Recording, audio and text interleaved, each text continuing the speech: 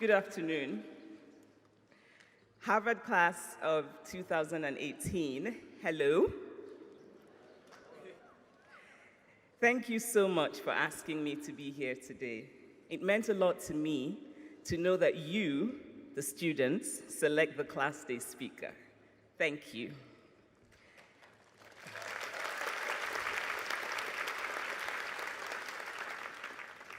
Congratulations to you and to all your loved ones who are here. I spent a wonderful year at the Radcliffe Institute here at Harvard, doing a fellowship in 2011, and I fell in love with Cambridge, and so it's very good to be back. My name is Chimamanda. In Igbo, it means my personal spirit will never be broken. I'm not sure why, but some people find it difficult to pronounce. A few years ago, I spoke at an event in London. The English woman who was to introduce me had written my name phonetically on a piece of paper. And backstage, she held on tightly to this paper while repeating the pronunciation over and over. I could tell she was very eager to get it right. And then she went out to the stage and gave a lovely introduction and ended with the words, "Ladies and gentlemen, please welcome Chimichanga."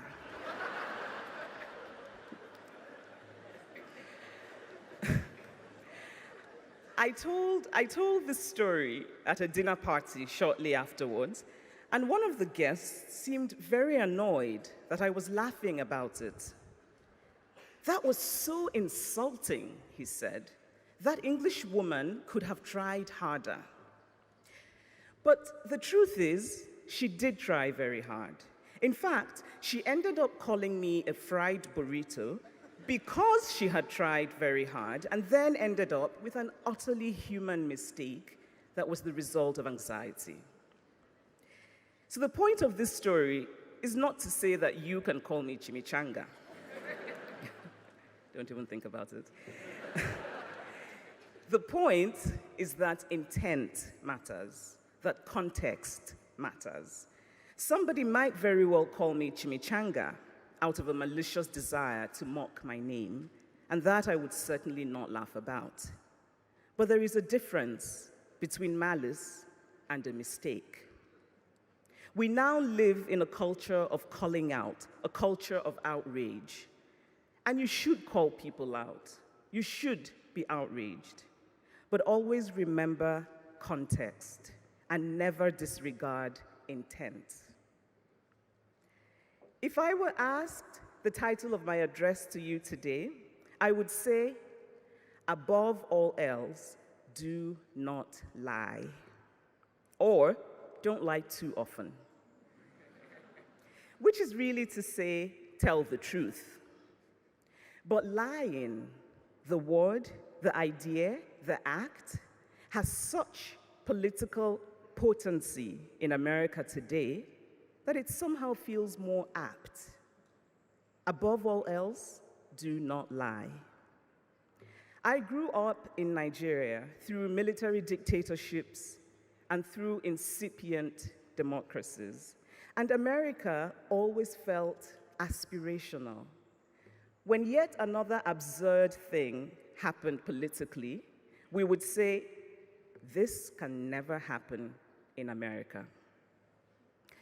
But today, the political discourse in America includes questions that are straight from the land of the absurd. Questions such as, should we call a lie a lie? When is a lie a lie?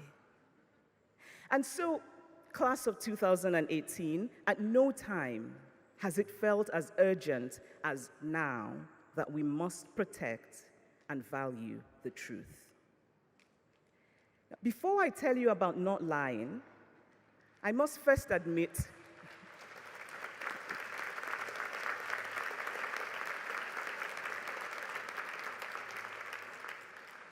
So before I tell you about not lying, I must first admit to lying. I routinely lie about my height, even at the doctor's office. In Lagos, when I'm meeting friends for lunch, I lie about being stuck in traffic when I'm really still at home, only just getting dressed. Now, there are other lies. Sadly, however, I cannot tell you about them without having to kill you afterwards. But what I know is that I have always felt my best and done my best when I veer toward truth, when I don't lie. And the biggest regrets of my life are of those times when I did not have the courage to embrace the truth. Now, telling the truth does not mean that everything will work out. Actually, it sometimes doesn't. I'm not asking you to tell the truth because it will always work out, but because you will sleep well at night. And there is nothing more beautiful than to wake up every day holding in your hand the full measure of your integrity. Many years ago, before my first novel was published, I attended a writers' conference here in the US. It was a gathering of many aspiring writers and a few established writers. Now, the former, the aspiring writers, sucking up to the latter, the established writers, was a revered ritual of the conference. And so, during one of the breaks, I walked up to a man, an established writer, whose name I knew well, but whose work I had not read. I shook his hand and told him what a fan I was. "I love your work," I said. His wife was sitting next to him. "So, which of his books have you read?" she asked, and I froze. "Which have you read?" she asked again. Everyone at the table was quiet, watching, waiting. I smiled a mad smile, and I mumbled, the one about the man discovering himself," which of course was complete bullshit. But I thought it might be convincing since that kind of describes half of all the novels written by men. And then I fled. But before I fled, I heard the writer say to his wife, "Honey, you shouldn't have done that." But the truth is that I shouldn't have done that. To read a novel is to give honor to art. Why lie about giving honor to something to which you have not? I was, of course, absolutely mortified that day, but I have come to respect what that writer's wife had: a fantastic bullshit detector. And now that I have the good fortune of being an established writer, one who does not like to miss an opportunity to wallow in praise, by the way, I can sense when a person is saying empty words, and it feels much worse than if they had said nothing at all. So have a good bullshit detector. If you don't have it now, work on it. But having that detector means that you must also use it on yourself. And sometimes the hardest truths are those we have to tell ourselves. When I first started sending out my early writing to agents and publishers and started getting rejections, I convinced myself that my work had simply not found the right home. Which might have been true, but there was another truth that took me much longer to consider: that the manuscript was not very good.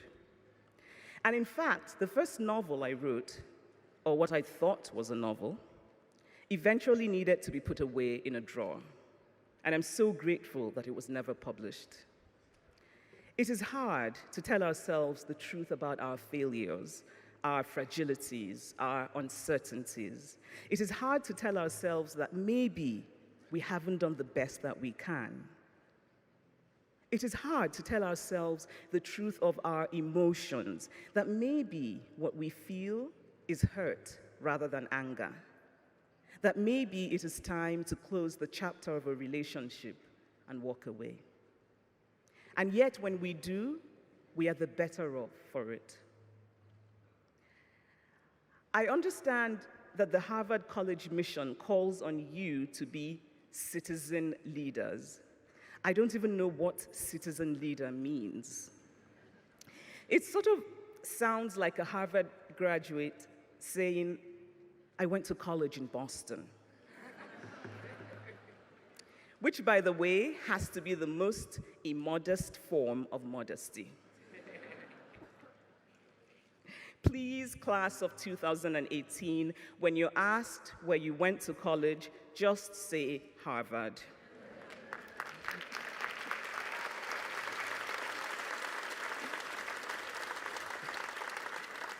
By the way, I went to Yale for graduate school, not New Haven, which has other universities.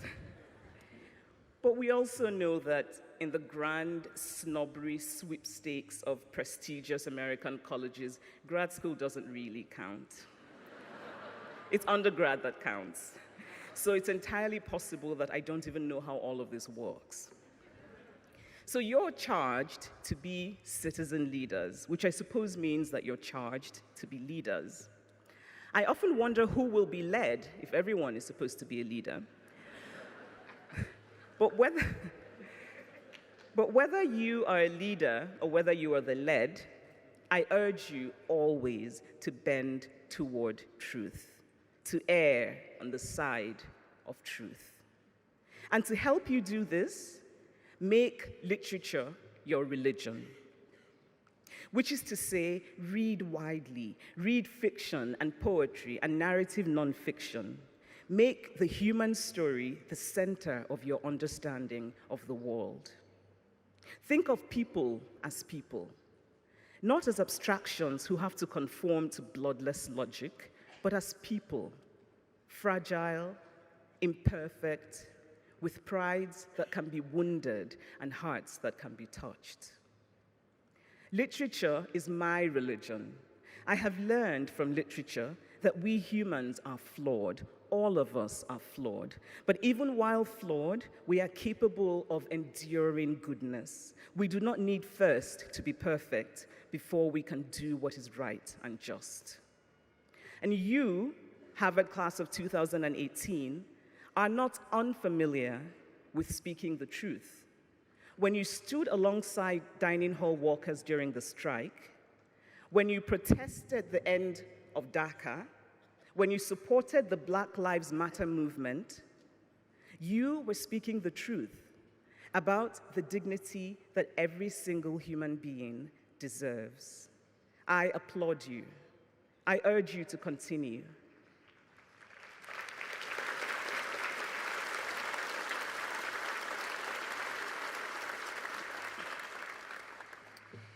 But remember that now, outside the cocoon of Harvard, the consequences will be greater. The stakes will be higher. Please don't let that stop you from telling the truth. Sometimes, especially in politicized spaces, telling the truth will be an act of courage. Be courageous. Never set out to provoke for the sake of provoking, but never silence yourself out of fear that a truth you speak might provoke. Be courageous. People can be remarkably resistant to the facts that they do not like, but don't let that silence you from speaking the truth. Be courageous. Be courageous enough to acknowledge that even if there is no value in the position of the other side, there is value in knowing what that position is. Listen to the other side, at least the reasonable other side. Be courageous enough to acknowledge that democracy is always fragile and that justice has nothing to do with the political left or the political right. Be courageous enough to recognize those things that get in the way of telling the truth, the empty cleverness, the morally bankrupt irony, the desire to please, the deliberate obfuscation, the tendency to confuse cynicism for sophistication. Be courageous enough to accept that life is messy. Your life will not always perfectly match your ideology. Sometimes even your choices will not align with your ideology. Don't justify and rationalize it, acknowledge it. Because it is in trying to justify that we get into that twisting, dark, unending tunnel of lies from which it is sometimes impossible to re-emerge whole. Be courageous enough to say, I don't know. This might be harder to do with everyone calling you Harvard. But ignorance acknowledged is an opportunity. Ignorance denied is a closed door. And it takes courage to admit to the truth of what you do not know. Some people think that Harvard is the best school in the world. Personally, I'm not so sure. I need to know what my people at Yale think about that. But I do know that for many people all over the world, Harvard has become much more than just a school. Harvard is a metaphor for untouchable intellectual achievement. And now that you are Harvard graduates, well, actually, almost Harvard graduates, you don't actually have your degrees. You wouldn't get them until tomorrow. And I suppose there is still time for the Harvard administration folks to change their minds about giving it to you. But assuming they don't change their minds and you do get your degrees tomorrow and become Harvard graduates, the world will make assumptions about you. Many of them will be to your benefit, such as the assumption of competence and intelligence. Employers will pay attention to your resume when they see Harvard on it. But there will be other assumptions. People who don't know anything about you except that you went to Harvard will assume that you feel superior, that you think you're all that. They will roll their eyes when you make a normal human mistake. You might hear at some point in your life, in a tone that cannot be described as nice, "There goes Harvard." Now, full disclosure, a friend once told me that the only thing he learned at Harvard was to behave like a person who went to Harvard. And I have often repeated that story quite gleefully. So you will inspire resentment, and hopefully that will help you keep in mind the humanity of everyone, including the privileged. But these assumptions that people will make about you are minuscule compared to the enormous privilege that comes with a Harvard degree. You now have a certain kind of access, a certain kind of power. And I know it is terribly cliched to say that you must now use this power to change the world. But really, you must now use this power to change the world.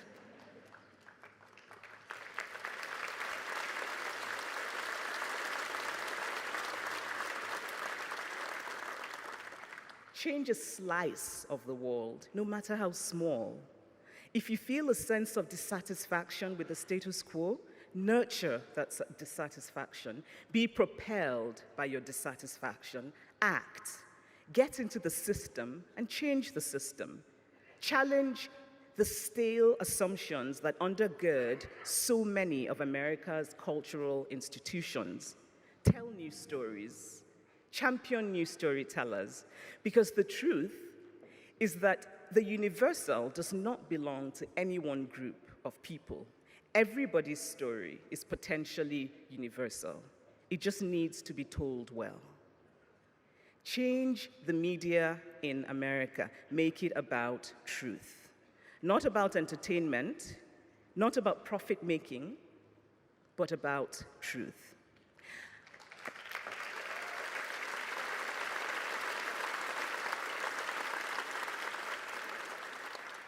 And while you're doing it, be astute about when you need balance and when you don't. Because sometimes seeking balance gets in the way of telling the truth. If you're reporting about the sun rising in the east, you do not need to hear the other side, because there is no real other side.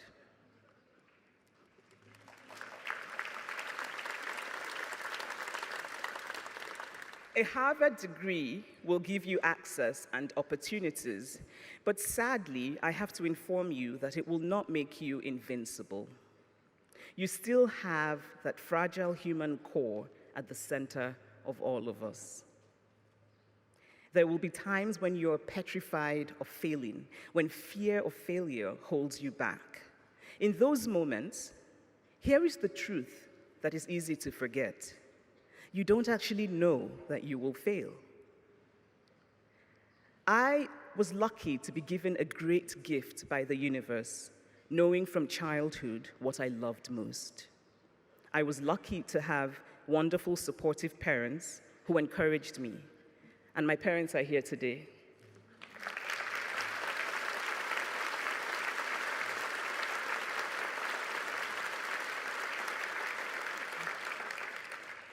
Writing is what I love. Had I not had the good fortune of being published, I would be somewhere right now, completely unknown, possibly broke, but I would be writing.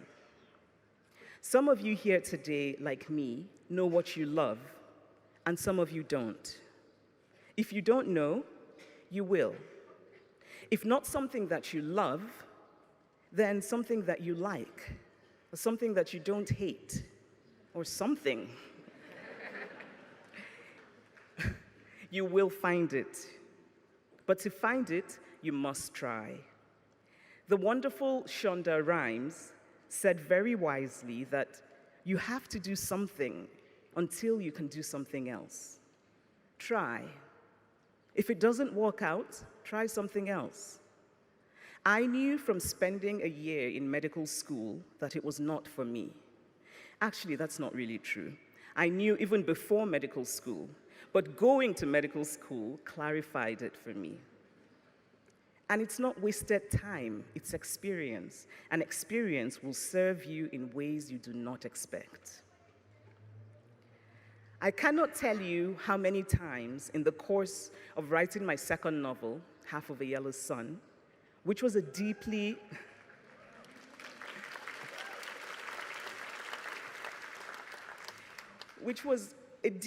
emotional book for me. I felt choked with uncertainty. I would climb into bed and eat chocolate. But I knew that after all the chocolate eating, after all the sinking into a dark place, that I would get up and keep writing. I cannot tell you how often I would sit down to write, and instead I would find myself going online to look at shoes and to put different shoes in various online carts, and then remove some and put some back, and order some and then not order some. I'm actually thinking of starting a society of esteemed procrastinators.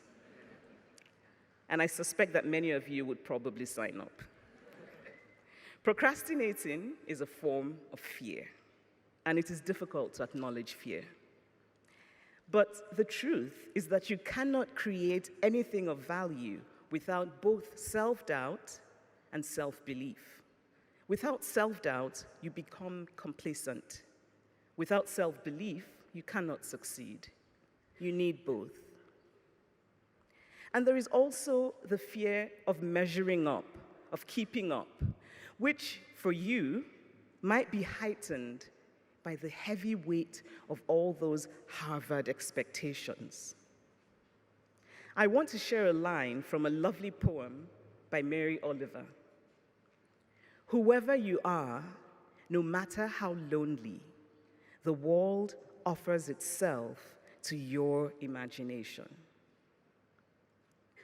When you fall into the funk of competition, when you compare yourself with other Harvard graduates, when you worry that you didn't get that job at Goldman or McKinsey or in Silicon Valley right after graduation, or didn't win a Pulitzer at 30, or didn't become a managing director or partner of something at 35, think of literature.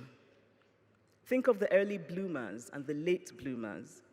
Think of the many experimental novels that do not follow the traditional form.